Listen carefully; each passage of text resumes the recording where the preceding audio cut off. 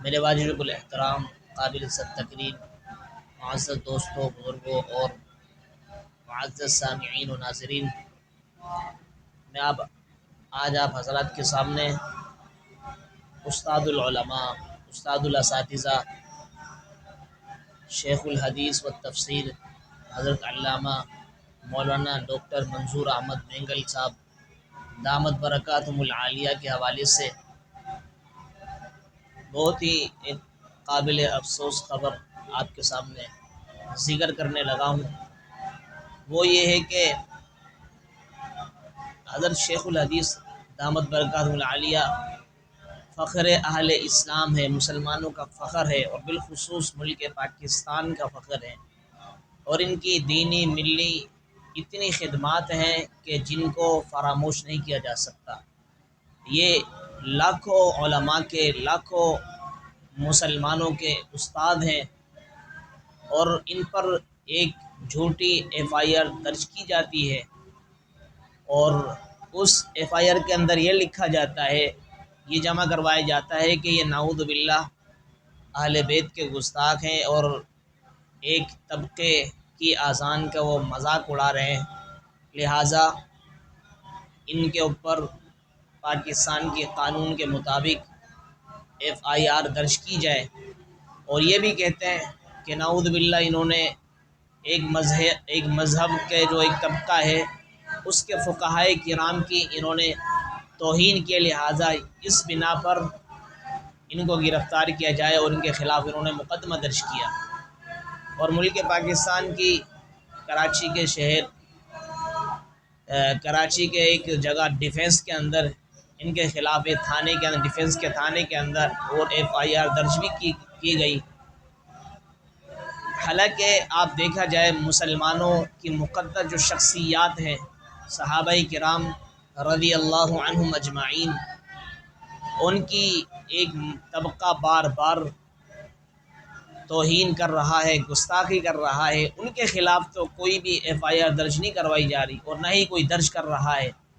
لیکن اسی طبقے کو خوش کرنے کے لیے ایک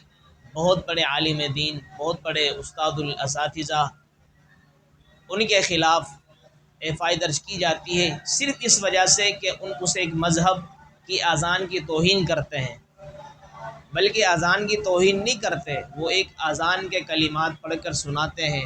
اور اسی طریقے سے ان کے جو فقہائی کرام مجتہدین ہیں ان کے حوالے سے حضرت ان کی ایک واقعہ نقل کر رہے تھے، جس کو میں نے خود نے بھی سنا۔ حضرت فرمانے لگے کہ ایران کے اندر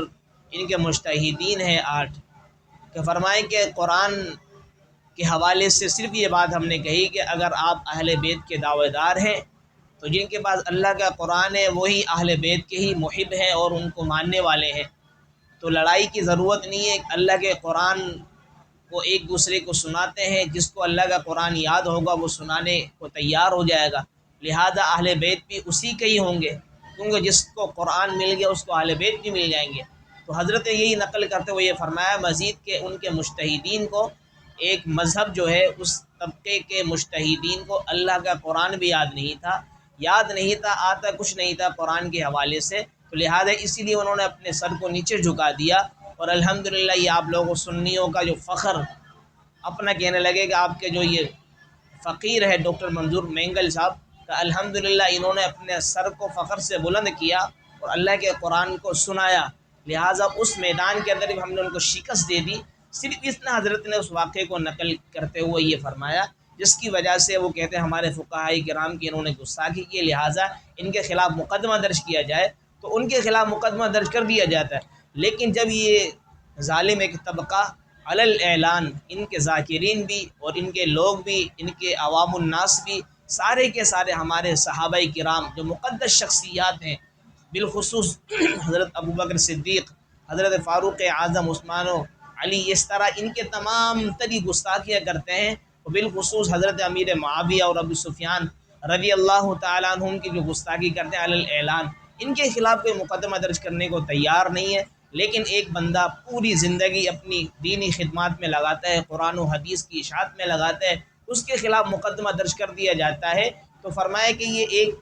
قابل غور چیز ہے کہ آیا یہ کیوں کیا جا رہا ہے۔ ایک طبقے کو تو اس طرح کی آسانیاں، سہولتیں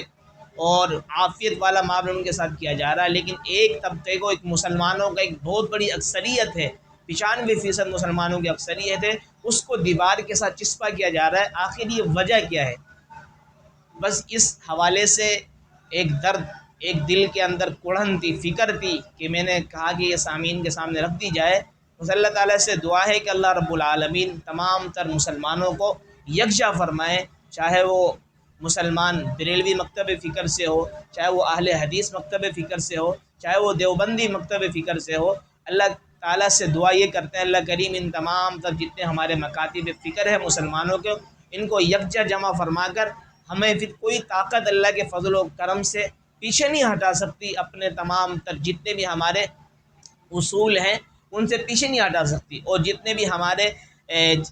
قواعد ہیں، ضابطے ہیں، اور اسی طرح ہمارے صحابہ کی جو مقدس شخصیات ہیں ان پر اگر کوئی توہین کرنا چاہے کر نہیں سکے گا جب مسلمانوں کو یکجا دیکھے گا۔ اللہ تعالی ہم سب کو اتفاق اور اتحاد کرنے والا بنائے اور ایک ہی صف کے اندر تمام کو کھڑا ہونے والا بنائے۔ وما علینا الا البلاغ۔